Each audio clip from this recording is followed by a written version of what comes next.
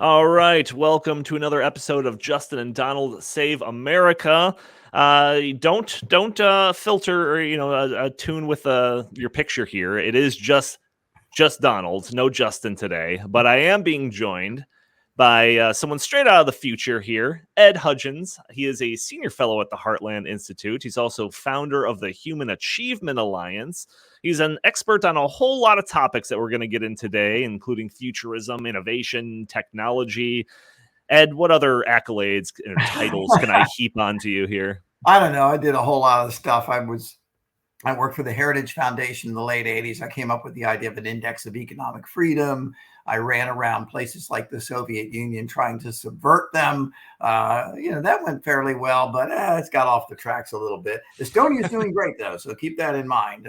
Worked at Cato, worked at the Joint Economic Committee of U.S. Congress. The Atlas Society is in Atlas Shrugged. And, of course, most recently, before I founded the Human Achievement Alliance, the Heartland Institute. Everyone, you should really check them out. I mean, they do great stuff. And there's a lot of great papers at the Heartland Institute by Edward Hudgins. That's right. It's got your name right on it. Exactly. I do want this to be just kind of a larger conversation. Frequent viewers of this show, just be aware that this is going to be a little bit more narrowly focused, specifically on some of those topics that I mentioned, the futurism, the innovation, the technology, and all of that.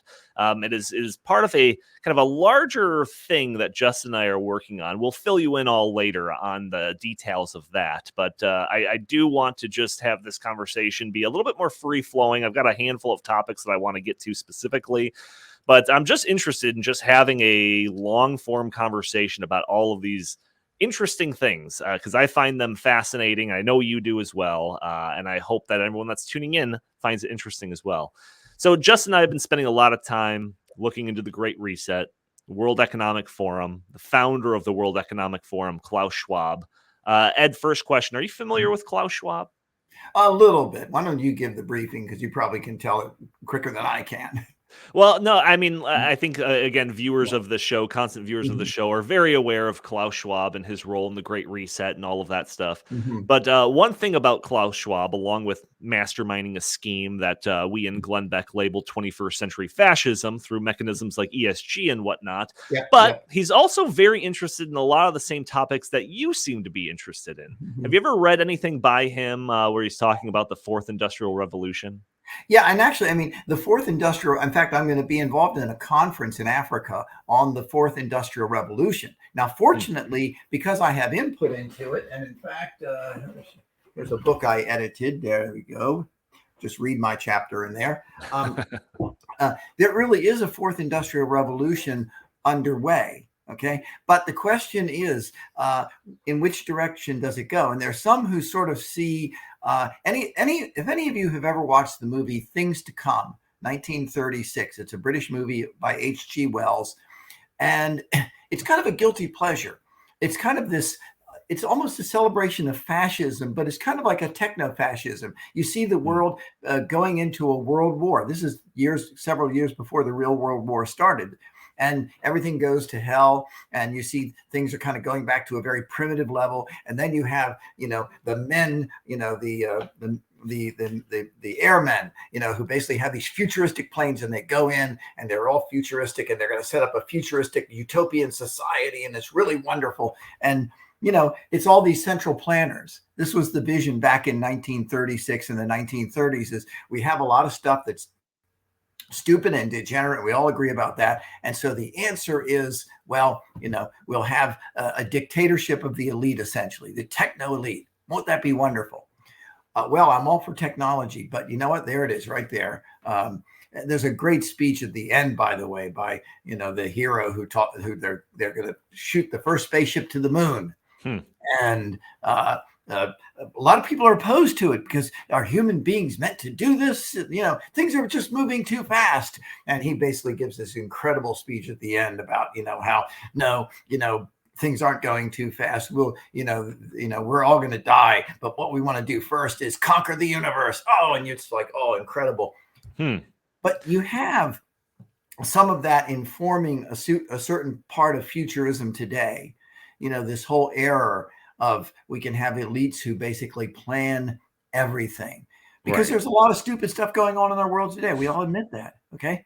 But, what we maintain is no, it's not, whether well-meaning or not well-meaning, it's not these futuristic planners that are going to do it. I like to show 15 years ago, nobody had the sort of modern smartphone that we have now. Okay. 15 years ago, a wacko named Steve Jobs came on and said, I have pulled together the iPod and a telephone and an internet browser and a camera. And you can go down the list. I call it an iPhone. Of course, this is a Galaxy right here I'm holding in my hands. 15 years ago, no one had one of these. There were some early versions that were out there.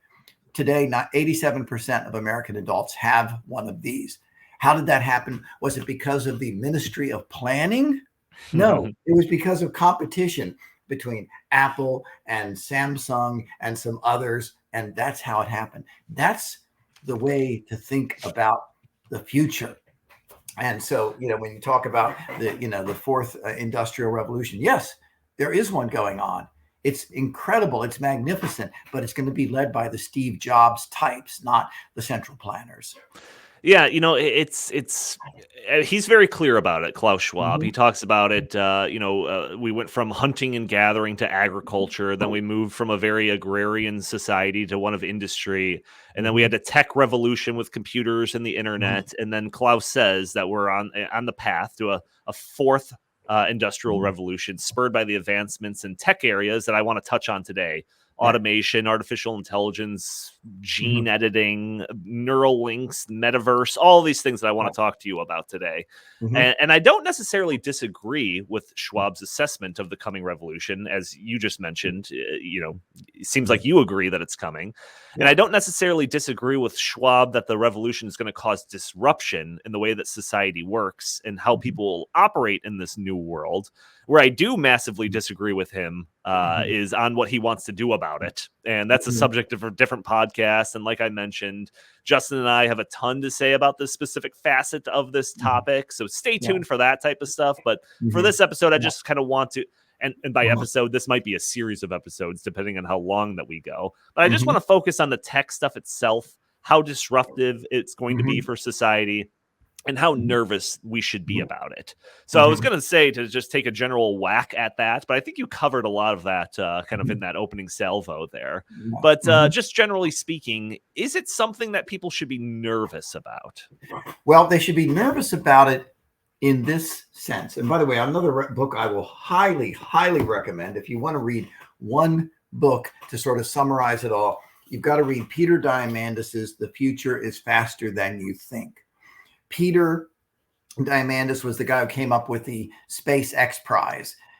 He was a techno geek like me. He was interested in space. He saw NASA as a big bureaucracy where, yes, they meant well, but they just couldn't get anything done. So he got a private prize set up, and a private company, put a rocket that could go into suborbit twice in a 2-week period, carrying 3 people. The contest was won by Burt Rutan. Richard Branson bought the company, and now Richard Branson is running a space company. By the way, so is Elon Musk, and so is Jeff Bezos. And isn't that really cool? That was the kind of thing that Peter was doing. And now he was a co-founder of Singularity University with Ray Kurzweil, the ultimate futurist. He founded, he's got a thing called Abundance, which does seminars and trying to train entrepreneurs. I'm a member of some of their activities. So if you want to know about all of this and whether you should be nervous about it or not, you've got to read this book or listen to it. I listen to it when I jog, and then I come and try to take notes real quick. But you should be concerned in this sense. In the past, going back even a couple hundred years, technology was incredible. It was changing faster than at any time in the 2,000, 3,000, 4,000 years of human history before. Okay. But still, most of us had decades for technology to work its way into our institutions, our economies, our cultures, and so forth. So people had time to adjust. Even back in the 1950s and 60s, somebody who got out of high school, maybe they didn't even go to college, could get a job. They could work on an assembly line or something. They could have a whole career working at one place. Now that disappeared decades ago. But one of the things about exponential technology is it changes very quickly. I just mentioned that 15 years ago, no one had the kind of smartphones that we have today. Today, 87% of Americans have that. You take a look at how technology is spread, but you also take a look at what it does to the economy and how fast that happens. E-commerce only got going maybe a couple of decades ago, and now it's pretty much taken over. The mall that, was the big thing in the 1970s, 80s, and 90s, they're still around, but they're becoming more and more shells of what they used to be. More of them are shutting down. People aren't getting employment there. Why? Because if I want something, I simply go click, click, click, Amazon, boom, right? Right. And you have things like Uber Eats and so forth. So for restaurants, well, I'm too lazy to go out. It's raining. What the hell? Boop, boop, boop, boop, boop, right? That's what thing. But the point is that the economy is changing and will be changing much quicker than in the past. So in a sense, if you're a young person listening to this broadcast, you really have to think about what you want to do in the future. And what kind of education and training you get. And by the way, I think that's something that's absolutely at the center of our discussion, because right now there is a canyon deep gap between what kind of talent tech companies and entrepreneurs want and what the government dominated schooling system is doing in this country. Right now, where I am sitting, 6 miles from where I'm sitting, is where the headquarters was of Craig Venter, who sequenced the human genome in the year 2000. I'll talk about that when we get to talk about bio stuff. Sure. Right over here where I'm pointing, just a couple of miles from where I'm sitting, I'm in Maryland, by the way. It's the I-270 Tech Corridor. We have over 100 of the top tech companies in the world doing incredible breakthrough stuff. Okay. They can't get the talent. I'm in Montgomery County, Maryland, a fairly prosperous county. I pay too high a tax, by the way, but we can talk about that later. Taxes are always too high. But here's the thing. About 4 or 5% of students in Montgomery County high schools are in some form of apprenticeship program, a learn and earn program, okay? In Switzerland, 70% of kids are in a learn and earn program where they earn money. Often the company will actually pay for their future education if they need to go to college, in return for, could you please work for us? Because we need people to do all these kind of cool techno things, okay? And yet you have this situation here where people are, complain about they can't get really good jobs, and yet these folks are just desperate for it. So yes, sure, you should be concerned about how fast technology is changing. You also should be excited about the fact that we are going to be becoming a more and more prosperous world. Again, where we go from 0 to 87% of Americans having this. You think that's something? Wait till we get into healthcare in a few minutes, right? But yeah. You got to be concerned about it, and you got to see where things are going and go there. Right. Well, so the first thing that I want to get into is just the idea of automation. So, this is probably something that would be on top of mind of policymakers or anyone when it comes to just like the idea of disruption for the everyday person. Yep. Whether it's increased automation on assembly lines or delivery services or driverless cars or driverless trucks. It seems like there is a lot of room for advancement in automation. And even Elon Musk has floated out the idea that having humanoid robots, I think I actually have a picture of this, humanoid robots that would be able to do much of, if not everything, that a human would be able to do by some specific time. Here's for all the people that are watching this, there's an image of a concept of one of Elon Musk's Terminators. I'll just call it a Terminator. So, but this has been targeted as having a potential to put a bunch of people out of a job. So before we get into like the policy angle or anything about that, I just want your kind of take on just kind of the future of automation as you see it, maybe in the next 15, 20 years. Well, it's exactly what you say and then some. Okay. Remember, I'm sure your audience is familiar with the Internet of Things. Okay. meaning that we're not just talking about automation in terms of, well, we can put a robot on an assembly line instead of 5 people on the assembly line. That, of course, has been happening for years and will continue to speed up in the future. But it's also even broader. I think the estimate, I have to look it up, is that our planet in a couple of years is going to have something like 500 billion sensors of some kind, whether it's thermometers, whether it's cameras, whether it's what you and I are doing right now, whether it's an Apple Watch that I'm wearing, all of these sorts of things. I think one theorist said the Earth is growing a new skin. And oh, sure. Yeah. And what that means is that, for example, things that used to be out there as physical things will kind of just be integrated into our whole infrastructure.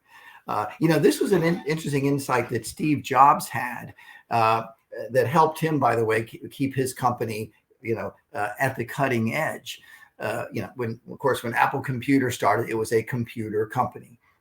Jobs got sort of pushed out. He came back, and he came up with the first new great invention was the iMac. Okay, a really cool advanced computer, and it looks neat and the whole thing. Okay, and then he came out with the iPod, and then he came out with the iPhone, and then he came out with the iPad. All these kind of innovations. Then he had this other insight. You know what? We're a computer company. Starting to produce these other things. We have to stop thinking of, well, there's this desktop computer and we have some of these portable things as well. What we have to think of is an integrated system. So he came up with this concept of the iCloud. So meaning that instead of thinking of everything, well, I've got my computer and it's sitting on my desk here, and I have to go when I want to do something with my music, I got to hook the iPod up to the computer, and I got to do this and that and the other. He thought, why not have it all out there somewhere, so to speak? And then everything is interconnected, right? Mm-hmm. And so suddenly a lot of stuff disappears. The iPod sort of disappears because now it can just be part of the phone, or it can just be part of the ear things you have in. It doesn't matter whether you're sitting at your desk or wherever you are, you can get your music. And you can basically say, hey, Siri, and my Siri sorry, false alarm. You can just say, hey, Siri, play some music. Don't play some music. Siri's going to play some music suddenly. Go away. Sorry. But the point is that that's kind of when we talk about manufacturing and production in the future, what you're going to see is a lot of stuff that is hardware, driven, so to speak, is going to be just kind of out there. The more and more we get, for example, integrated, the headphones, that will be integrated into everything. We won't have to have the computer nearby. We might not even have to have this thing nearby, right? Right. And so, even like media, right? Everyone would buy DVDs and, even further back VHS tapes. And now it's all just on a streaming service that you don't need anything more than a password to access thousands of movies and thousands of TV shows and all of that. Yeah. And by the way, there's going to be commercial adjustments too. For example, I held up a nice movie. Everyone should watch this if you're interested in futurist stuff. This is Ready Player One. Okay. Very interesting film. I still, by the way, have these things because at this point I find, well, okay, I can buy the thing or I can rent it, but I'm not sure right now whether I'll be able to connect to it if I'm on the road or whatever. And plus some of the services, by the way, are going to have competition. It used to be that you could go on Amazon Prime and get most of the stuff for free. Maybe you'd buy some of them. Now, pretty much you have to pay for everything. They have some headliners that you can get for free, but pretty much it's, I want to rent this thing for $4. Mm-hmm. Or YouTube now used to be where you can get almost everything for free.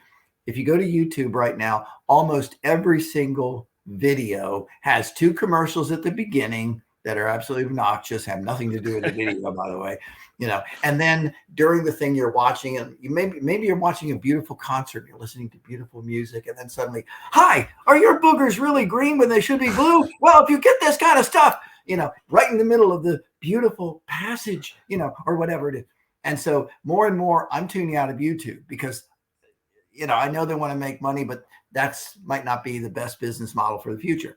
But again, entrepreneurs are going to come along and say, people like Ed don't like that, so we're going to do something like that. But in terms of manufacturing, to get back to your major point, you're going to see things speed up, and you're going to see things that instead of manufacturing it, they're going to kind of go into the Internet of Things.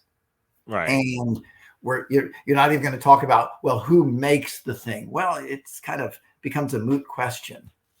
Yeah.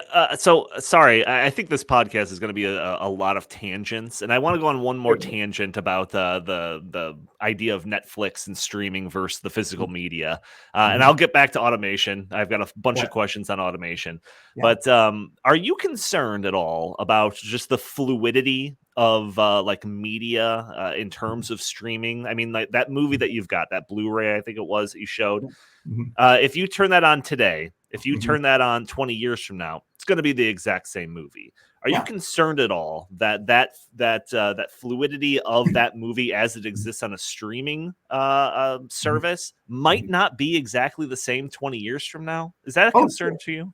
Oh, well, actually it is. And by the way, of course, anybody listening to this podcast, anyone knows of the terrible thing that George Lucas, who was a hero of mine, I love the original Star Wars trilogy. Everybody knows about the serious crime that he committed, and that is that Han shot first in that famous scene. Okay, and what happened? Of course, I'm joking, and many of you guys, I hope everyone knows about what I'm referring to. In the original Star Wars, this gangster comes to collect money from Han Solo, and he's kind of sitting there in the bar, and the guy says, I'm going to collect the money, and Han Solo says, over my dead body. And Guido says, something like, that's the way we want it. And of course, Han has his gun under the table, and he goes and blows Guido away. And everyone goes, yeah.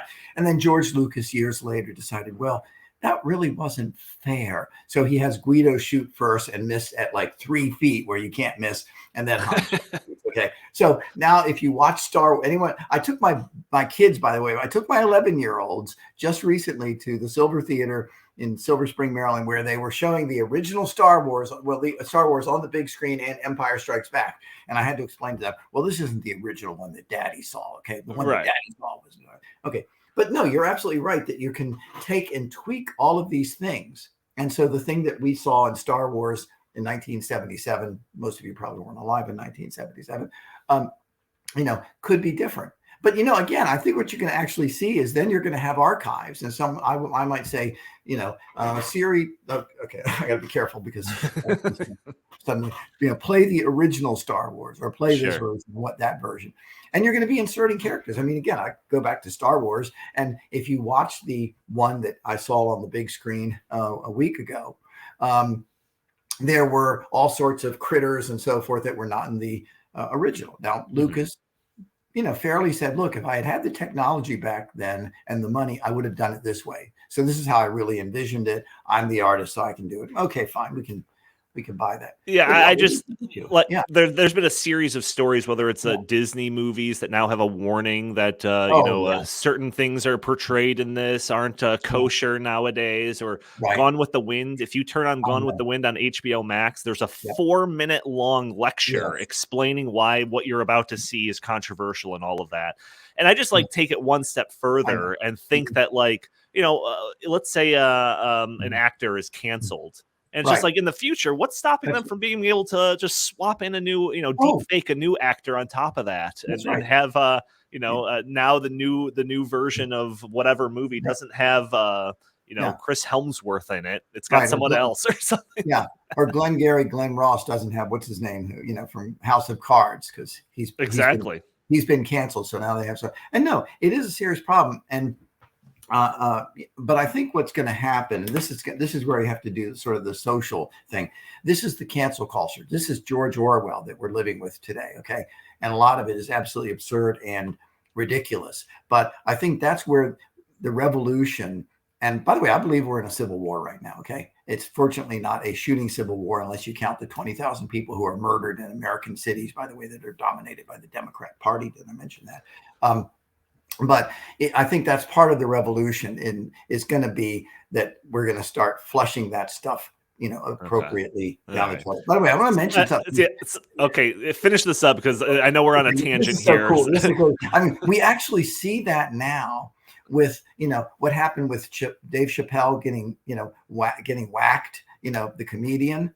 And Right. what you're seeing is a lot of comedians now, and a lot of people who you think are sort of liberal left are basically, wait a minute, this is insane. Any of you going to Freedom Fest this year in July? Everyone should go to Freedom Fest, by the way. One of the speakers is going to be John Cleese from Monty Python Oh, wow. and Fawlty Towers. He's been and he made lots of fun of Donald Trump. He thought Donald Trump was a big clown, but he's very concerned about the attacks on free speech. Right. And by the way, it's interesting. So Ricky Gervais made that famous a speech a couple of years ago. It was at the Golden Globes where he just ripped everybody about the free speech thing. Rowan Atkinson, who was Mr. Bean and who was Blackadder, another Brit, basically is for free speech. So you're seeing a lot of people, sort of on what I call honest liberals, basically saying, wait a minute, this is insane. So I think we're going to see pushback on all the stuff, on that sort of stuff. Sure. No, that's a good point. All right, sorry. Back to automation. So one of the kind of the things that I've been super interested in for a number of years is just the idea of like driverless cars. Yeah. And I know that like from a commercial point of view, which drives a lot of this innovation, it seems like the most interest is in the driverless trucks. The trucking industry is a massive thing, driverless trucks. So I guess let's just start off before we get into any policy type things. Do you foresee large scale driverless truck systems being created in the next, 15, 20 years? Oh, definitely. Yeah. I mean, we already have most of the technology. A lot of the experiments are showing that there are far fewer accidents with driverless vehicles than there are with vehicles with human beings. There are some interesting experiments that have been done, by the way, of, well, let's say you have a truck, okay, you might want to have a human being in it to prevent theft and for supervisory reasons. But there've been experiments about, well, do we give the human being some kind of control? And there's a bit of a problem there because a lot of times if you give the human being some kind of control, there's a tendency for sort of, well, where does my control end? And, am I the one who's supposed to stop it if it looks like something's going to happen? So sometimes they intervene when they shouldn't, and sometimes they don't intervene when they should. So the idea has been pushing in the direction of just leave it driverless completely. And if you have to have a human being there, it's just to supervise or to, whatever the other issues are. But yeah, I definitely see this coming along because the technology is there. The other thing is one of the areas where businesses simply can't get jobs are trucks, truck drivers. It's a very high paying job, but it comes with conditions that many people don't want. You got to be away from your family for, if you're driving from Washington to Los Angeles and a week or two, you're away from your family. It's some people just don't like that lifestyle. But here's the other thing I'll say. We're thinking 10 or 20 years from now. But I'm thinking about to what extent will we need as many trucks? Because, for example, one of the things that's always 10 years away, that may now only be 10 years away, is 3D printing. So at some point, instead of having to order, a very nice whatever it is, and it's going to be coming in from St. Louis or Chicago, where you guys are, and coming to Maryland here, it might just be I go online or better yet, I do it in 3D. So I basically look at an avatar of Ed Hudgins and I say, I wonder how I'd look if this thing were a different color and da, da, da, da. And then and by the way, I'm not necessarily even doing it with a keyboard. I'm basically saying, yeah, can you lengthen that arm a little bit? It looks like a little short. Yeah, I don't like the lapel. Can you pull it in, pull it out a little bit, whatever. And then I say, yeah, that's it. Let's do it. Okay. And then order it. And then, of course, it's automatically billed to an account. And either I pick it up at the local laundromat because they're the ones who have the 3D printers that print clothes, right? And so it's there when I pick up my laundry. Or, of course, what would probably end up happening, I won't even have to do that because, they're going to have somebody bring it to my door. It's going to probably be a driverless car that brings it to my door. So now suddenly you see, well, wait a minute. There's going to be certain things where 3D printing actually is going to be very economical. And so you won't need to truck the thing halfway across the country. And that's a way to think as a futurist is, well, yes, you're right about 3D trucks and self-driving trucks and cars, but there's other technologies coming along and they're going to compete for those market functions. Right. No, that's a very interesting concept there. And yeah, I could just see Amazon stores with various different 3D printing things. If you want Mhm. something technological, you want something textile, you Yeah, want just like a sculpture or whatever. It's got all the different ones and it just builds it right there. No yeah, need for transportation. exactly. And Uh, by the way, Amazon store, since you mentioned Bethesda, Maryland, which is about 6 miles down the road, it's a very pricey, right outside, area right outside of Washington, D.C., had one of the first Amazon stores, which closed down recently. Now, mm, part of it might have been COVID, but I think a lot of it is you went to the Amazon store and you say, well, this is kind of like Border Books, but really, really small. And so, there wasn't a whole reason to, you go in there, it's kind of nice, but there wasn't a real reason to hang around there like you'd go to a Border bookstore. So, we'll see. yeah, yeah. And before I go any further, I should have said this at the top of the program that like I'm probably going to agree with you. I'm probably going to agree. I'm talking to the audience here. I'm probably going to agree with Ed on most of the stuff that we're going to have to say here, but that's not going to stop me from playing devil's advocate. Of To me, course. it's a more interesting conversation to have a little prodding interview as opposed to just a series of softball questions. So Mhm. if this gets a little bit more antagonistic, people in the comments, before you call me an idiot and a Luddite or something like that, just relax, will you? So, Yeah, uh, guys, uh, come on, don't beat up on Donnie. Okay, come on. one other thing on the idea of like, because as I'm privy to a couple of conversations with some high up people that worked in the automobile industry, and they were talking about how in the future, down the road, 10, 15 years from now, we're not going to be focusing mainly on building cars for the individual. No, we're going to be building fleets of cars, and this Mhm. is that along those same lines of we'd have a system, a Mhm. fleet of automated cars that are all interacting with each other that are driverless. Yeah. And in that scenario, because I've even seen it floated the idea of like Uber or Google having a Mhm. fleet of these cars that are driverless that you just call up, you don't own it, you just pay for that service Yeah. and they take you to where you need to go. And Mhm. very similar to that question that I had to you about, physical media versus Mhm. streaming and all of that, does it Mhm. concern you that a private company, let's say, an Uber or a Google that has, all of these cars are able to put certain restrictions on their product, maybe restricting where you can go even with their product Mhm. that would probably be counter to like, I don't know, the Bill of Rights or Mhm. the Constitution if the Mhm. government were trying to do it. But since it's since it's a private, Yeah. actor, they could Mhm. do it. Does that concern you at all? Well, yeah. Two things to say about that. First of all, you're right about there's a whole argument, and Peter Diamandis makes this argument in the book I showed you a little bit earlier that, well, I've got a car sitting out here, actually two cars, and it's not being driven right now. It's just kind of sitting there. Okay, it's a nice Toyota Rav4, very nice car. It's just sitting there, and most of the time it's not doing anything. And I have another car, my wife's old car, that hasn't moved, I think, since COVID, because both of us work at home, and we don't go anywhere without our kids, so we never need two cars. So I might get rid of that one. But here's the point: if, let's say, I decide, oh crud, it's 10:30 at night, and poor little Sophia has a cold in her nose. I really got to get out to the drugstore real quick and get some medicine. Right now, I can go out in 10 seconds, get in the car, drive to the drugstore, and so forth. Now, how quickly will the car be here if I decide I want to get rid of all my cars and I want to contract and just say, oh crap, I got to go to the drugstore? How quickly can that car be here? So that's going to be a big thing for me. Right now, it's convenient because I can even, it's 3 a.m. I just, I want to take a ride. Okay, I can go out and do that in 10 seconds. So Mhm. that's going to be a big question.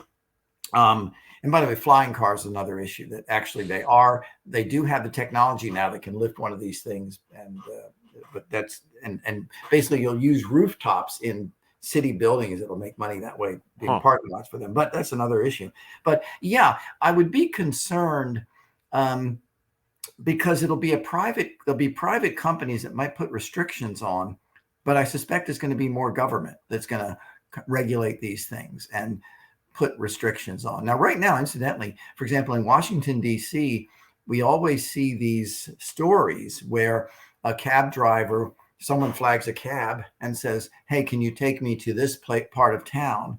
And they say, no, I'm not going to go into that part of town because it's dangerous. Right. And by the way, it's interesting. Usually they're black cab drivers who don't want to go into certain black neighborhoods because the high rate of robberies and things of that nature. So you already have that sort of thing going on in a lot of American cities. I just wonder because of how like political everything has Yeah. gotten, and the you know, we've already touched on the whole idea of cancel culture and stuff. Right. And I just wonder if you know, in the future, you know, there's some Trump rally or something, Right. and Yeah. I don't have a car because all of this Right. is driverless car system. And I call up the Yeah. Google Uber car and I say, all right, Right. I want to go to this Trump rally, and they're like, no, we've deemed that as a you know, a basket of deplorable type interaction, and we're not sending cars to that in that direction. Yeah, and by the way, I think I think it is a problem, but I think that in the end, first of all, you're going to have competition. So there's going to be somebody who figures out I can make money this way. You know, I mean, that's one of the things, that's part of the dynamics that's going on with Elon Musk, is that you see a lot of people have been pushing back against the censorship on Twitter, the censorship on Facebook, and so forth. And now, of course, Musk comes in and, you know, scares everybody, basically saying, hey, you know, we're not going to have this cancel culture stuff. And I think you're going to see that in other areas as well. By the way, there are laws, and you can debate about whether you should have these laws or not, but there's, you know, things called kind of common carrier laws and laws for businesses. So a strict libertarian might say that if somebody has a store and they say, I will only serve whites and not blacks, as a, you know, I should be allowed to do that. But first of all, I think it's a deplorable, stupid idea, and they'll probably hopefully go broke. But yeah, probably pretty quick. probably pretty quick, and as they deserve to be. But the thing is this: there are laws now, of course, and they've been in place for decades and decades, that if you are like a commercial, you know, a retail business, for example, you cannot exclude people based on race or things of that sort. And I think what you'll probably find is those sorts of things will say, well, no, you can't, unless you have a valid reason, like for not taking somebody. Well, it's a flood area right now, or it's a riot area. Well, okay, you can say that. So, but this is part of the general problem we have about if the government controls everything. Again, I think it's going to be more government that's the problem than the private companies. Yeah, I mean, not to kind of tip my cards a little bit, but you know, we've, like I said, me and Justin have done a lot of work on the Great Reset and ESG and all of that. Right. And I could see, you know, private companies doing exactly what I said, and their reasoning for it is for ESG reasons or something like that. But by the way, there is a great Heartland paper, and you might be able to find it, by Martin Hutchinson. Okay, and it's on ESG. And I edited the paper when I was a research director at Heartland, and it basically looked especially at the E part, and basically talked about how it's fiduciary negligence and crime for companies to take, let's say, the retirement funds of teachers or truck drivers or whoever it is, and put it into these money-losing, very risky environmental accounts. And usually it's not environment; it's usually global warming is the thing, anti-carbon stuff. And now, of course, you see that's becoming a public issue because Elon has basically had Tesla kicked out because supposedly they did something that was discriminatory. Okay. And Elon is pushing back against that. So I even see there, there's take a look at that excellent piece by Martin Hutchinson. And again, this is now current in the news because Elon is pushing back. And by the way, there was an investment banker, and I just saw this story this morning, and I don't have it on my screen, unfortunately, of an investment banker who basically is pushing back, and they're talking about whether he's going to get fired or not. I think it might be in England. But essentially, he's saying, well, let's see, Target has lost this much money. We have inflation coming. He lists all of these economic things. And he basically said, we do not and should not be worried about some supposed catastrophe 20 or 30 or 40 years out. And he's basically saying, I'm not going to make investments based on this nonsense. And so just those two examples in the last week indicate that hopefully one of the next cracks in the leftist wall is going to be ESG is not just about we don't want to be putting toxic waste in the rivers. I think we can all agree about that. Or we don't Sure. want a company saying we don't like you because you're black. None of us want that. It's these kind of things where it's politically correct stuff. Fingers crossed on that, but I know the Davos thing is happening right now, and it seems like their biggest theme is putting together a global ESG system. So, we'll be on the front lines fighting that battle. Good. But so, all of these things, driverless cars, driverless trucks, basic automation, it seems like that has the potential to displace maybe a lot of workers, truck drivers, people that are driving cars for Uber and all of that type of things. Mm-hmm. Elon Musk was on stage during the World Government Summit a few years ago and predicted that automation was going to result in so many workers being replaced that it would necessitate a universal basic income system. Mm-hmm. And Andrew Yang ran for president under the Dems in 2020. His main campaign point was for a universal basic income system, justified by the same threat of people being displaced by automation. Do you think that this is going to be an issue? A lot of people losing their jobs because of automation, or do you think that's overblown? It's going to be an issue, but it's the old saying: "Don't count your chickens before they hatch." Okay. It's the idea. And I've seen honest people who I, agree with on much stuff saying, well, we probably will have to go with that. And I say, number one, we're not there yet. Okay. So before we even get there, don't put forward this idea. Number two, we already have a system that targets aid and welfare and so forth at the people who need it. Now, I have lots of disagreements with that system, right? But we have food stamps, we have rent support, we have Medicaid, we have a whole list of things that right now are supporting people who really, need it. Again, I think it's done inefficiently, and that's a whole different argument. But what happens if we have a universal basic income? Ed Hudgins is going to get $1,000 every month. Okay, Bill Gates is going to get $1,000 every month. Okay, people living in Potomac, Maryland, this big wealthy area of Maryland, get $1,000 every month. The poor mother of six living in downtown Baltimore, impoverished, is going to get $1,000 every month. Now, is that on top of what she's getting now?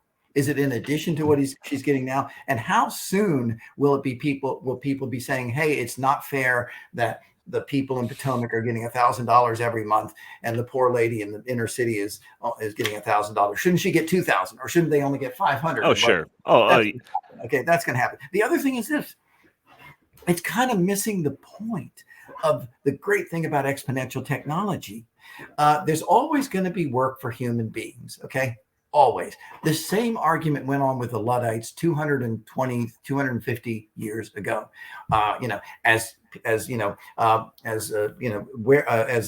Workshops that had 10 women sewing shirts each day, and each woman could put out 10 shirts a day, so 100 shirts a day. And then they put a machine in the workplace, and now suddenly you only need 5 women. They could put out 200 shirts a day. Well, isn't this terrible? We got 5 women who are unemployed, and the evil capitalists can cut the wages of the other women, right? What happened, if you look at history, is the price of shirts went down, so everyone could buy a shirt now. Okay. The profits of shirts went down because now there are thousands and thousands and thousands of shirts out there. And so what happens, the capitalists took their money and said, hey, let's invest in something else. Let's invest in making steel. So we need to hire some people to make steel. And the compensation, of course, is worth a lot more, because now with their compensation, they can buy shirts and all sorts of cool stuff. That's history. We're going to have the same sort of thing if we have free markets in education. Sure. Where the folks here who are desperate for talent to figure out ways of curing cancer, instead of having our current system in the United States, where the government, like a pusher, gives you a student loan, and you basically spend 4 years getting drunk and laid and getting a degree that is absolutely worthless economically, right? And then you come out and then you become a socialist, and you complain and you say that Bernie Sanders should cancel your student loan because you were so stupid to take it out to begin with. when in fact you probably could have done an apprenticeship here and you would be making $125,000 actually trying to cure cancer, doing something, other than all the garbage you get in schools. That's what we should be focused on, is Right. what kind of training we get. And then the whole issue of guaranteed income would be, well, kind of what's the point? I'm making $125,000 a year, and these guys are desperate for talents, and we have a free market education system. We're hooking these guys up. So what's the problem? Yeah. My biggest fear, I see where you're coming from for sure, but that would be in a universe where the government was actually doing things that were practical and sensical. And my Right. fear is Mhm. that even if there's mass unemployment from anything, they'll Right. label it, this is the result of technological innovation and all of that course. to justify a universal basic income. And Yeah. my fear is that we're continuing a path where Mhm. we're changing the dynamic of a citizen in Right. this system from being Mhm. an asset to the country to be able to produce and contribute Mhm. to society, and turning it to where the citizen is almost a liability for the Yes. system that needs to be taken care of by the government.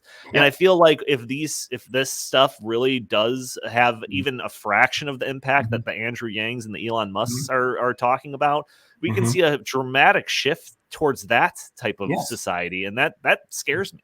Well, it should scare you because, again, it's interesting that when I talk about gross national product or gross domestic product, we have a very curious system where if in a country a new cow is born, that's considered an addition to the gross domestic product, right? If a new baby is born, it's considered a subtraction. Right. Uh, and that's how they measure things. Whereas one of the great heroes who should have gotten a Nobel Prize, by the way, before he died. He died too young, unfortunately.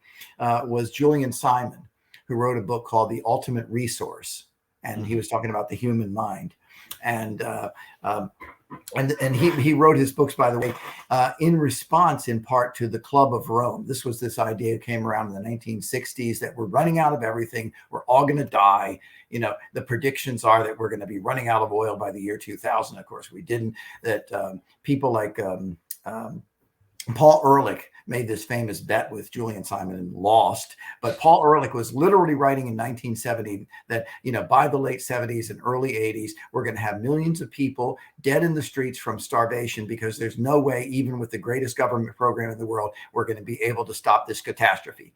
He's 100% wrong. So you had all of this nonsense going back then. But you're absolutely right about the political dynamic. That if this is the perception of people that comes from this kind of Marxist view that was completely refuted by human history and by every bit of evidence, then they're going to say, yes, that's what we need. And again, people are going to be looked at as liabilities that need to be taken care of rather than the assets, like who are making stuff. But that's one of the reasons why we have to fight these battles, not just on the economic front. If it were just a matter of getting the evidence together, everyone could read papers by Cato and by Heartland and all and say, yep, the evidence is absolutely clear. There's no doubt about it. But it's something deeper that we have to fight. We have to fight on the moral grounds. We have to tell people that they can't stop. They have to start thinking of themselves as, victims and so forth. They have to think of themselves as producers. They have to take pride in their achievements. So keep that in mind, that idea of a person being a producer, because I have another question, but I want to bring up the next kind of subject here, which is artificial intelligence. But I'm going to come back to that idea in a minute. Okay. So artificial intelligence, a very broadly defined term. I think you would agree with that. I think when a lot of people hear it, they equate it with Terminator, Skynet, or the idea of a synthetic mind that'll one day be indistinguishable from a human mind or even superior. But artificial intelligence can be used to label a whole host of things, from algorithms to advanced math-solving computers. Artificial intelligence could be applied to a whole host of different things. Do you want to comment on that idea, or just kind of what you think about when you hear the words artificial intelligence? Yeah. First of all, of course, artificial intelligence is everywhere, right? It's in our smartphones, it's in our toasters, it's and everything in between. Again, if I say, "Hey Siri," Yeah, I'm listening. Go ahead. See, I mean, this voice recognition software is a Right. form of artificial intelligence. Sorry, Siri, no, false alarm. False alarm. But yeah, I mean, so it's everywhere already. What people are scared about, obviously, isn't this sort of Skynet, Terminator vision of artificial intelligence. Interestingly enough, Elon Musk says that there are two things that scare him the most. One is artificial intelligence. And that's one of the reasons he's invested in so many companies that are involved in this, and including his BrainLink, Neuralink. Yeah, Neuralink, because he wants to be involved in it so he can make sure it doesn't get out of hand. Interestingly enough, by the way, number two is depopulation. Oh, sure. Yeah, and everyone's worried. There's still this whole thing about overpopulation. It's terrible. No, that's not the catastrophe. He sees depopulation as the catastrophe. Yeah, it's like Amazon, uses artificial intelligence to predict what products you're going to be interested in. Computer systems using artificial intelligence to sift through endless amounts of medical data so they can diagnose a disease. Even AI used to determine the best course of action, even if it means you drawing the short straw. And this to me is where it gets a little bit concerning, right? Yeah. So, for example, I can imagine, and these are hypotheticals, admittedly, but I can imagine a system where the artificial intelligence is basically in designed to run a nation's healthcare system. Let's say like, England's NIH program or something like that. Mm-hmm. Now, this system says, after it does all of its computations and all of that we can best use our limited resources to save the most amount of people if we refuse treatment to smokers. Right. Or say, people have, they haven't proven that they work out as much as what the national guidelines suggest they should. So maybe they shouldn't be, allowed our limited resources. Am I being too fatalistic here? Or is that kind of like, because again, and then anyone that says like, oh, I don't agree with that system. Well, then you're just labeled anti-science because that's what the science machine says. Well, I'll tell you. Yeah, go ahead. Yeah, your point is very, very well taken. And I've had debates with others about artificial intelligence, for the purposes you discuss. And by the way, one of the most important purposes, and I'll talk about this in a few minutes, is analyzing medical data and literally being able to predict the heart attack in you before it occurs. And let's get on to my future medicine thing in a few minutes here. Yes. But also and actually I'll back into the medicine thing by I have a paper and I'm giving a talk at Freedom Fest on going from a sick care system, which is what we have today, to a real healthcare system. Okay. And three of the what I call warnings or things that we need to be careful about is this. Number one is exactly what you say. Let us say Ed Hudgins jogs every day 50 minutes, except for last week because I had a horrible cold. One of my daughters had COVID and her cold was not as bad as daddy's cold. But anyway, so I jog 50 minutes a day. I try to take care of myself. I try not to eat too much junk food. Okay. So I'm in pretty good health. Okay. What about someone who's a couch potato? So if you have a couple of possibilities here. If you have government insurance, okay, like the British system, government controls everything, or the Canadian system for that matter, or even our system, because so much of it is controlled by government. It really isn't a free market system.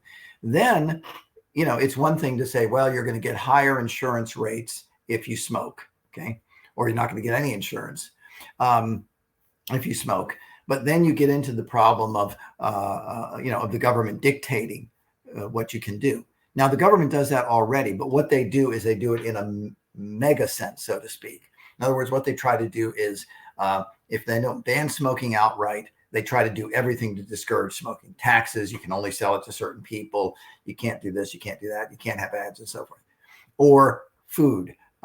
You can't sell big drinks in New York City. Remember which mayor was it who banned, huge, the big soft drinks in New York City? Right now, the government is doing that, but they're doing it at a mega level rather than targeting it with insurance. But you're right. They could do exactly that. But there's two problems. One problem, one problem would be, well, what about the free rider problem? In other words, would the government say, well, Ed, you're really healthy and so forth, so you're covered, okay? But what about the couch potato? Does the government say, okay, you don't want to exercise, you want to eat nothing but donuts all day? Okay, fine. You get sick, you're going to lay on your couch and die. Do you think the public would put up with that? Or do you think politicians would say this is unfair? And if you have a private insurance company and the government's out of it, would the private insurance company say, well, Ed, you're going to get the lowest rates because we really know that, you take care of yourself. But the couch potato, either we're not going to cover him or he's going to get very, very high rates he's not going to be able to afford. There's your problem. Oh, I see that, and my concern, I guess, would almost come from like a privacy perspective, because I could see somebody, talking about those things and having no issue with it at all. Right. But then I could see, the government coming in the case of England, or Right. even private companies and Right. a private healthcare system Mhm. being like, all right, you have to wear one of these Yeah. bands on your arm that keeps track of all of your movements and all of this stuff Yep. to make sure that you are, in fact, exercising as much as you say you are, and different things that are put into your body to make sure that you're not consuming terrible stuff for you. Right. And so that is that like is that like a knot that can't be untied? Like, does that come hand in hand? The It reduction is. of privacy for all of these things? Yes. And this is a central point of the piece I'm working on. I'm going to give a talk on this. Okay. There are 5 factors that could actually move us from a sick care system to a healthcare system. Right now, we have a sick care system. You get sick, right? And then you get some medicine, and maybe it helps, maybe it doesn't. We don't know. And then you argue about how the bill is going to be paid. Do you pay it through government? Do you pay it through a private insurance company or whatever? Okay, that's what we have today. There's not a whole lot of incentive for you to stay healthy because it's collectivist, it's group, insurance in one way or the other. Here are the 5 factors that could actually create a healthcare system, but you'll see where the points you make are exactly the points, the challenges. Number 1, the cost of sequencing a human genome went from $100 million in the year 2000 to $10 million in the year 2007. It's under $1,000 today. And there's a group called Fountain Life in Florida that will sequence your genome and get a personalized healthcare plan for you, not for 70% of Americans between 40 and 50 years old who've never had diabetes, who have that, blah, blah, blah, blah. You personally, okay? And we have other analytics that can look at your blood and so forth. So we have this analytic. We have artificial intelligence and other mechanisms that can look at that information and say, oh, this is what your genome tells us. In 20 years, you're going to have a high propensity for X or Y. And there are other analytics about blood and so forth that can really do this kind of thing. Number 3, we have wearable diagnostics. We have Fitbits, we have Apple Watches, we have Oura Rings, we have glucose monitors for people who have diabetes. We are going to have in the next decade injectable diagnostics that can monitor your electrolytes, enzyme, all of these kinds of things. And I'll tell you about the privacy issues in just a second here. Number 4, okay, that's number 3. Number 4, we have, that is actually number, we have basically real world monitoring. So we have an artificial intelligence that's monitoring me in real time. So if they see my veins are starting to go like that with cholesterol, or if they see it looks like I'm on the verge of having a heart attack, the medics are to my door even before I know it. Okay. Sure. But number 5 is with CRISPR-Cas9 genetic editing, with stem cell treatments, with Cas-T, and with these other things, we may be able to go in and say, well, you know what? We're going to get rid of this before it's a problem. I want to give one personal example. I just saw this literally last week. I had this kind of personal for me. About a year and a half ago, my niece, her 3-month-old baby died suddenly from SIDS, sudden infant death syndrome, something we really don't know much about. And, you can imagine what a tragedy it is to have a little baby die. It was just announced last week, a breakthrough that it looks like they've discovered a particular enzyme that is associated with SIDS, or the lack of that enzyme, right? So we basically now have, and so now we have a system that my 5 points that we have analytics that look like it's this enzyme and a lack of that enzyme that causes the problem. We can look at babies, newborn babies, and we can screen them for that enzyme, right? We can have monitoring of these babies in real time. If there is a problem, we'll know that they're having a seizure, but we can now start developing treatments that can make sure that they never die to begin with. Now, how many parents, if given that option of your baby not dying, would say, yes, sign me up for that? And you have the same thing. My mom, my 90-year-old mom, has Alzheimer's, and it's not a very pretty thing. One of the things that came out about 1.5 years ago is they've been using CRISPR-Cas9 genetic editing tool to turn off the production of tau proteins in neurons. And what that means in English or any other major language is it's the clumping of tau proteins in neurons that's associated with Alzheimer's. So that's incredible. But here's the problem. And this is the problem that you talked about. What about privacy? What about, are we going to be a day where, for example, I'm about to eat by the way, I'm half Italian. That's why I talk like this. Okay. And I make incredible pizzelles. My mother used to do it, but she's, can't do it anymore. So I inherited the pizzelle maker. I make incredible pizzelles. For a Christmas party, ever invite me out there, I'll bring the pizzelles.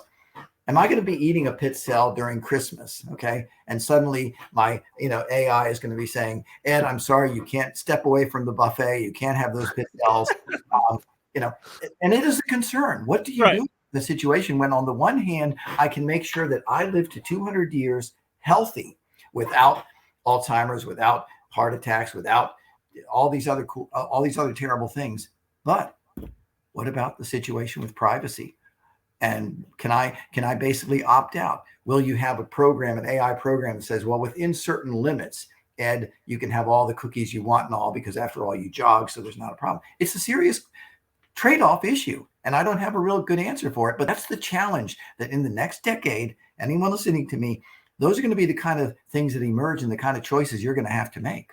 Yeah, I think that it's a kind of an easier discussion when we're talking about, a private industry, and like this is just like you voluntarily making these choices and trade-offs and all of that, to a conversation with like the NIH, what I'm talking about, a universal healthcare system where it's for the greater good that we have your medical data and all of this filtered through a Watson machine to make sure that we can save as many lives as possible. That conversation gets a little bit more interesting, and I want to go back to that thing about, you were talking about, someone being a producer, right? Yeah. And I have this idea. I haven't passed this by anyone that has an interest in technology and anything, so feel free to shoot me down. Sure. But, when it comes to the metadata and just the general information that's collected from you whenever you go to a website, whenever you buy a product, anything like the medical data that you're talking about coming from a Fitbit or like, or anything like that, all has value. That's all used to streamline algorithms and to determine, like, oh, people that like this also like this, and all types of different things. The medical data, making better, more fine-tuned diagnoses when it comes to diseases and all of that. It all has value, but we're giving it away for free. Right. So is there a way where a person could theoretically be compensated for that? You talk about the idea of 5 billion sensors. A lot of that, 500 billion sensors. A lot of that is just you and me logging in just general information, just even on our smartphones, leaving a review for a product or anything like that. Those are all that and a whole bunch of other things are part of that sensors. So is there a way that like an individual can be compensated for all of that information, or is that just pie in the sky? No, it's not pie in the sky. I think that's part of emerging markets. And what's happening is, and by the way, you're right, big data is going to be absolutely crucial. Certainly it is in the medical area, okay? Because those, there's AIs that like the Watson computer, for those of you who, may not know, the Watson supercomputer was able to look at thousands and thousands of MR scans or MRI scans. And then not only do predictions that were as good as a team of doctors, but make discoveries and say, oh, here's an interesting connection that none of you ever made. I had a friend worked at NIH, National Institutes of Health, right down the road here.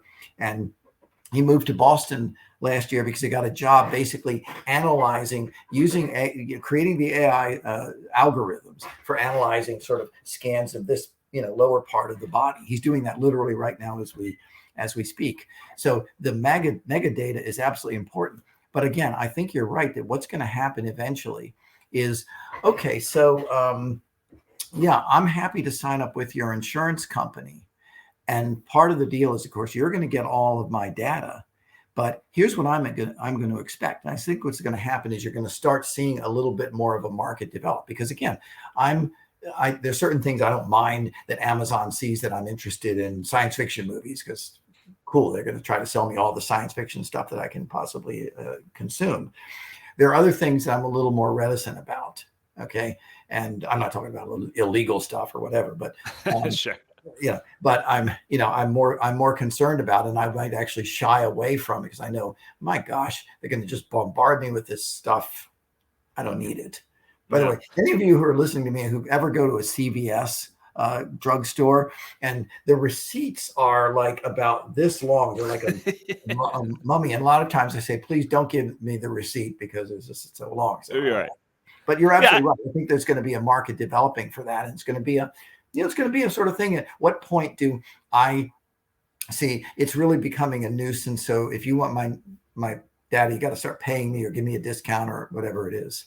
Yeah, I just wonder if that would ever be valued enough where that almost supplants the idea of a universal basic income. You're almost being compensated for being a live walking around sensor for all of these different artificial intelligence, mechanisms and algorithms that are out there.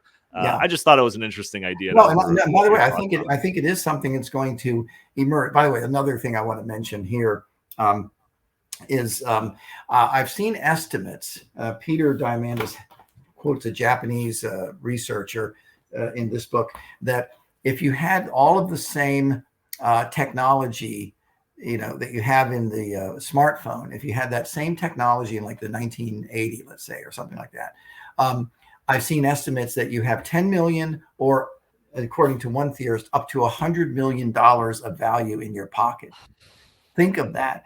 Well, we need a universal basic income because, well, you know what? Without you doing anything, you have $100 million in your pocket right here. You have access to all of the knowledge in the world. My kids each have an iPad, and they're incredible artists. They can find anything there, and so come on, guys, seriously.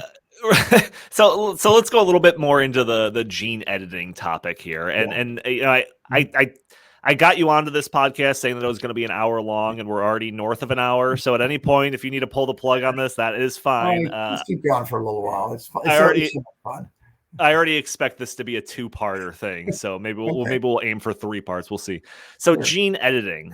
So I know that you've already brought this up, the whole CRISPR thing. This idea that designer babies, I think, is the way they talk about it in the media. Yeah. And the fear is for this type of thing, and you can go into some of the specifics if you want to, or the generalities. The fear here is that rich people are going to have access to this technology before anyone else, and that the rich people are going to have the smartest, most charismatic, beautiful children ever. And those children are going to be better positioned in the world to compete, to be successful when they're competing against, a bunch of ugly, stupid babies. Yeah. So, it's not usually put as bluntly as that, but that's generally, it's almost like a type of technological divide, you might say. Yeah. So what are your thoughts just on, I guess, you take it in any direction you want. If you want to talk about the kind of the miracle of this type of technology, have at it.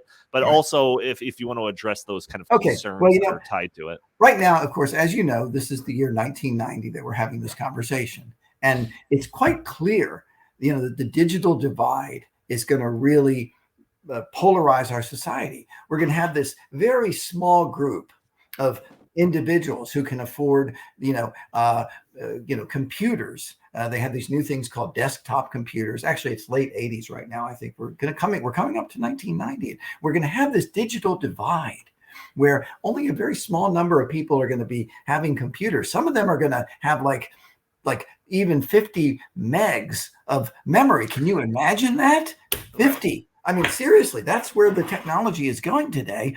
And you're going to have a very small group of people who are going to have these things, and they're going to be super intelligent. They have access to, thousands of pages of information, not just tens or hundreds, but a couple of thousand of pages of information. My God. And, you're going to have the masses that are just completely ignorant and can't get any information. All of the libraries are going to shut down, of course, and it's going to be absolutely horrible. My God, yeah. And of course, all of that didn't come true. What happened was the price of the clunky computers you had in 1990 or 1985, except for the Macintosh, of course. The prices collapsed, right? The capacities went way up. Same thing for smartphones. And basically, you go to any construction site over here, we have people who come around and do some of the lawns of some of the people. I'm too poor to do that. I mow my own lawn, and all of these, Hispanics who've come to this country so they can work and have a better life. All of them have these things. How did that happen?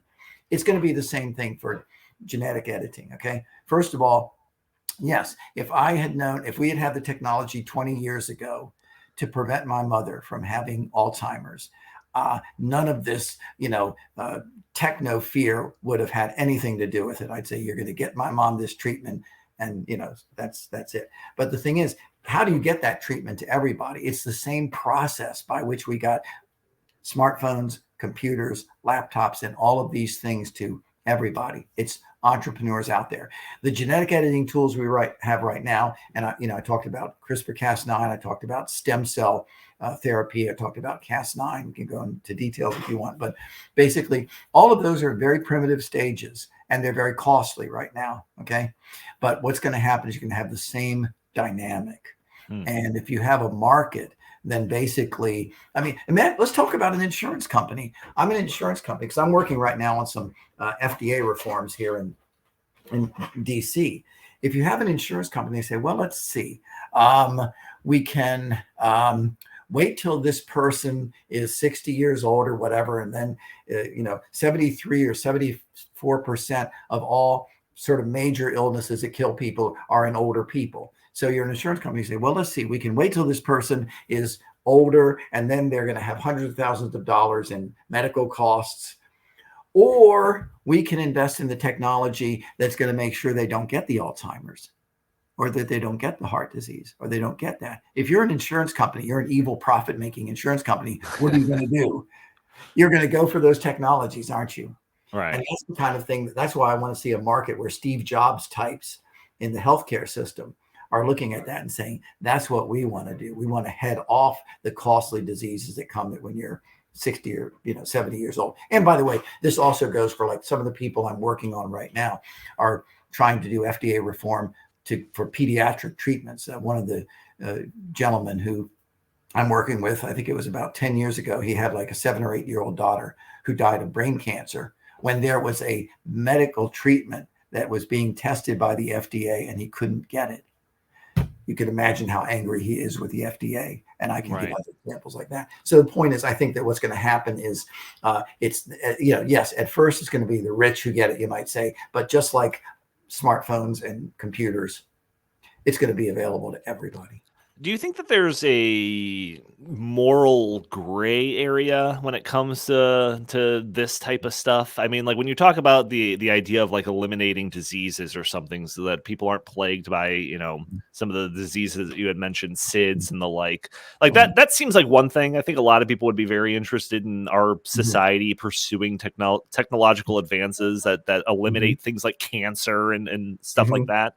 But is there like, when it's being used to pick like eye color and to make sure that the baby's going to be, 6'4" when it's fully grown and pick the hair color and style and all of that stuff.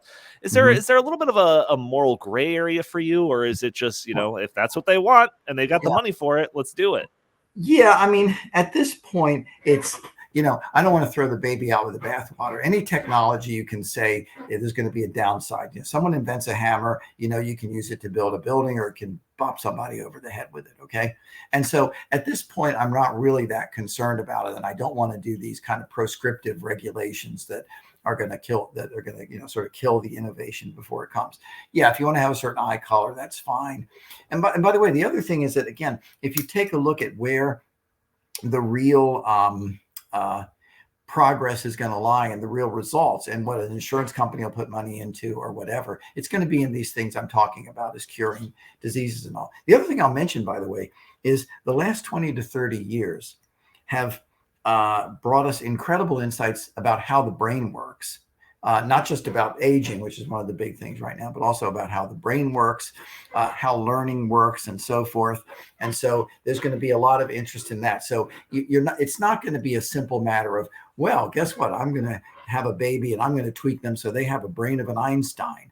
Right now, we don't have that capacity. Yeah, that maybe you can change their eye color. Okay, whatever. But right now, it looks like there are going to be other much more important things that are going to determine, who the smartest kid is, or, and again, there are people who have very high IQs who are stupid ne'er-do-wellers, frankly. And sure, it's often the dropouts, like, Steve Jobs, Bill Gates, Larry Ellison. God, look at all these dropouts. They're never going to get anywhere in life, are they? Right. So we brought up Neuralink already once. Right. So this was something that caught my attention a couple of years ago. Elon Musk was on Joe Rogan, and he talked about the concept of Neuralink pretty much in length. And from what I recall from that, it was basically like, we've got these supercomputers, and these supercomputers are getting, faster and faster every generation. And what's limiting our ability to utilize this supercomputer that's in our pockets is literally the speed at which we can interact with it. Yes. Like, your fingers can only type so fast. Your Google searches can only happen so fast. You talking to Siri can only happen so fast. So the way that he described this Neuralink was that you would have the ability literally plugged into your brain to interact with your supercomputer just by having a thought. Just by having a thought of what your Google search would be, you would have this information coming up on your screen, filtering through your head, all of the like. And then, I've had conversations with certain people about the concept of Neuralink, and they've talked about how the more practical applications of it in its infancy form would be medical things, making sure that neurons are firing in your brain the way that they're supposed to, and if they're not, they'll be targeted and regulated according to the way that it should. Whole host of different medical things. Yep. But what are your thoughts on this idea of actually having something built into your brain that now you're able to, have a whole bunch of different possibilities? What's your thoughts on that? Well, my thoughts on that are, okay, sorry, downloading into my brain right now, so I can answer. You're getting the correct answers from the Ministry of Truth being beamed in right now. Well, that's why we have to abolish the Ministry of Truth. But no, I mean, first of all, the first part you talked about is right, that when you look at where the money's going to go, it's going to go for these very practical applications, about looking at your brain. Again, if there's things you can do, and I've seen some research that shows, you can do things with people who have Alzheimer's with Neuralink or with some similar thing. Or, for example, people who have, what is it called, locked-in syndrome, where their brain is functioning perfectly well, but they can't talk, they can't speak, they can't move, they can't do anything. And there's been some experiments now where you hook it into their brain, and then they can think, and they can start like typing by thinking about it. Right. And I've seen some, I'm trying to think, there was a really good movie about this, and I can't remember the name of it. It was some weird thing about anyway, but so that's going to be the initial work. Now, and by the way, again, if you want to read about things like that, this is kind of the book on all of this. Is Ray Kurzweil's The Singularity is Near. He's supposedly doing an update book on this right now, incidentally, with a friend of mine who's, I think, working with him on it. Great. And my thinking is, first of all, in some ways, I would welcome that. again, I've studied some foreign languages, so I can kind of mutter some things in German right now, or Italian, or whatever, And it would be great if I decided I wanted to go to Rome, and even though I'm part Italian, I can do a little bit of Italian, but it would be great if I didn't have to actually go through and review Italian, if I could just start speaking Italian. Or, for example, as I read through some of the experiments in gory detail about mitochondria and aging, and I can sort of follow the logic, but if I have to look at some of the numbers, it would be great if I could just in my head, right? Right. Or even better, for editing a Heartland paper instead of doing, it'd be great to do it. And so I would welcome a lot of that. And I can see the sort of things that people would fear in terms of the downside. But there's a really brilliant guy. Sorry, I keep pulling books off my shelf. And No, it's impressive. You've got a book for everything that we talk about. I've got a book for everything. Yeah. Max Moore is edited the Transhumanist Reader. And everyone should take a look at this. His first essay is, one of the best essays on the subject. And he talks about the dangers of the precautionary principle, which I know you've talked about, Heartland has talked about in terms of environment. The precautionary principle, summarized, is never do anything for the first time. Sure. It's this oversensitivity. Well, we've got to make sure there's no danger here and no danger there, and so anyone who's read Ayn Rand's book Anthem, it's a very short novelette, and it took 50 years, and it's basically this kind of dystopian society. It's kind of very primitive, and they took 50 years to evaluate the dangers of a new proposed technology called the candle, and that's the precautionary principle. Right. And Max Moore talks about the proactionary principle, and basically he says you basically continue to move ahead, and if you see some dangers, you kind of ask without rhetoric, without the media, screaming about it, and without the public all saying, hey, we've decided that X is dangerous. You basically do it calmly. You keep moving ahead. You don't stop something because someone can dream up something in their heads that could happen. And then if you really see problems, then you start to look at practical ways to address them. And I think Max Moore's proactionary principle, rather than the precautionary principle, is a template that you can apply to the things that you've just brought up. Right.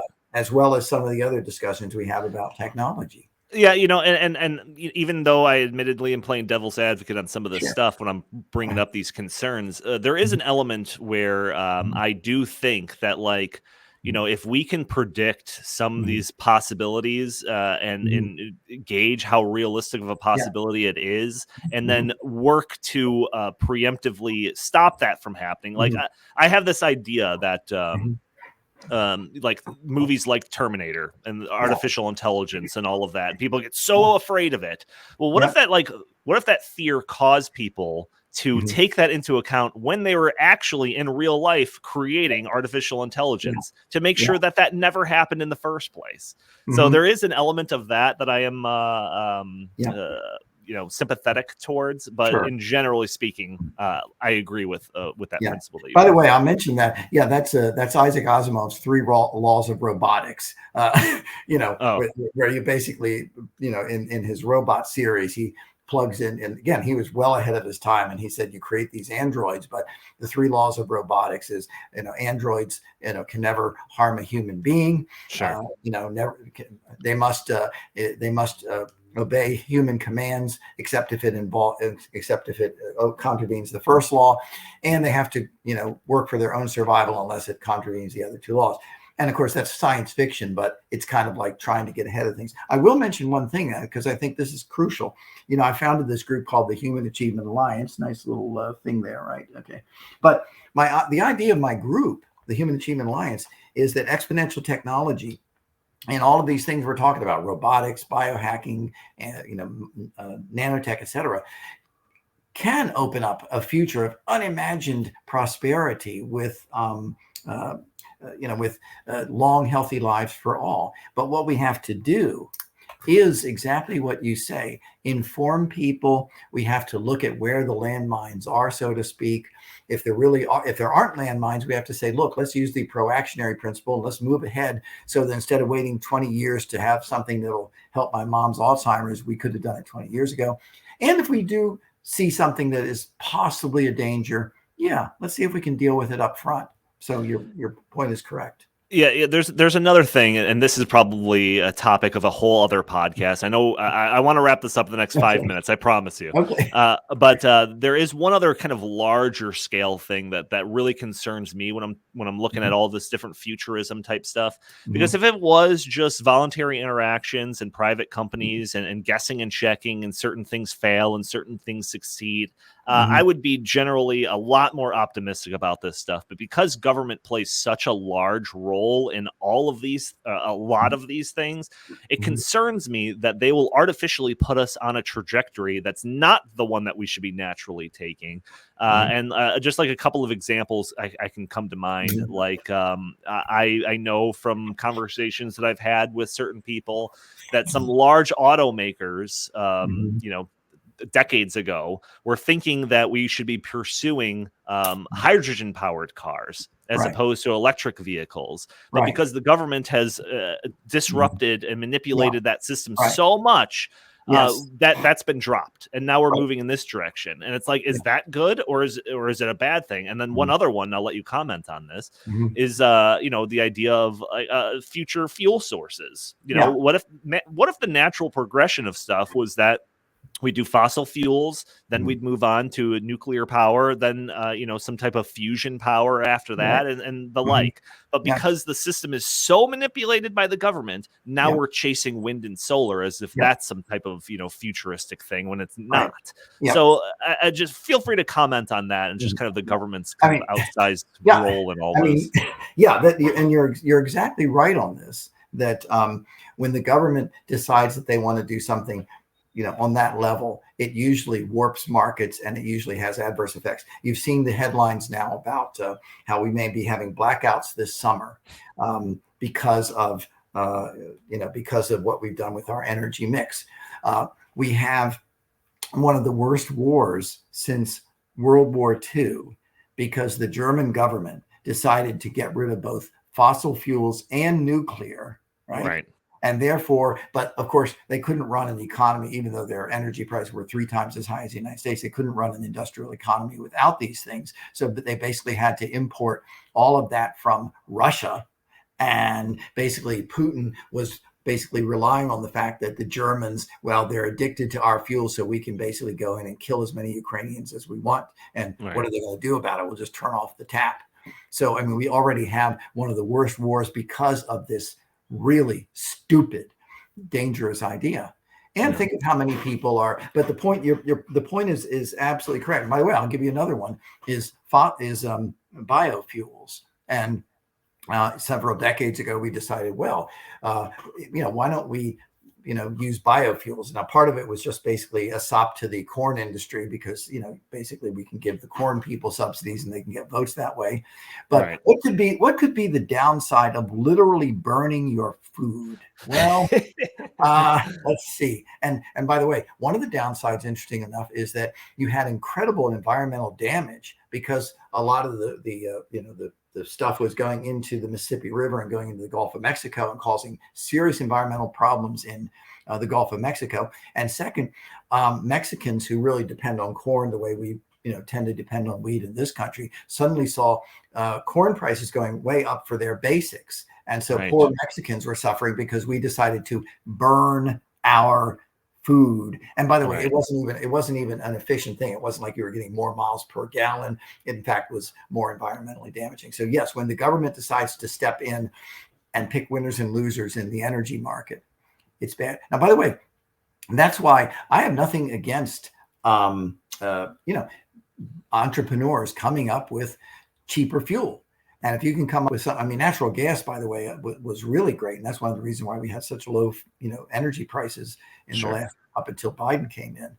And if Elon Musk comes up with a new battery so I can actually store the thing and then so forth, fine, I'll go out and buy it without a government subsidy. But The problem is when the government forces this, and there's excellent papers for your listeners. There's really some excellent papers on the environmental damage done by wind and solar. I take a look at those. Oh yeah, no doubt. Heartland papers. So Ed, I'm gonna wrap this up. I have on my little sheet over here 5 more topics that I was wanting to get to. We could talk more about Neuralink. We could talk about the metaverse, virtual reality, augmented reality, some more transhumanist type stuff. I'm ready You got for your exactly. So I would love to have you on again. Maybe we could record it again next week or something like that. Yeah. We can get more into depth in some of this stuff. I would love for your take on more of these issues. Absolutely. I love to do this. And again, part of my Human Achievement Alliance, I want the discussion that we've been having today to be the framing thinking of anybody who's in the liberty movement, and frankly, honest liberals who basically say, we want a better world. We know that the systems that we've been using in the past have not worked. I want this discussion of futurism and technology to frame the way we think, right? For liberals, conservatives, and everybody. I think you're ahead of the curve here at the Socialism Research Center with Justin and I. We've always kind of prided ourselves on being a little bit of ahead of the curve when it came to some of this stuff. We were some of the first people talking about the Great Reset, and now we're shifting into this. And hey, you're already here. So I think that's a testament to you being ahead of the curve on this. But for people that are interested in this stuff, they want to see more work from you, where can they go to see that? Go to www.humanachievementalliance.org, or you can email me at ehudgins@humanachievementalliance.org. It's on the website there. And by the way, I am a Heartland scholar, and it's probably in my bio on the Heartland website as well. And you can find, by the way, and again, for a future discussion, I've done a lot of work on Food and Drug Administration reform. You can find my pieces not only on my website, but in the Heartland website, since I wrote these things for Heartland. So go there as well. Heartland's cool. All right. Excellent. Thank you all for tuning in, everybody. Check out our next edition of the Justin and Donald Save America.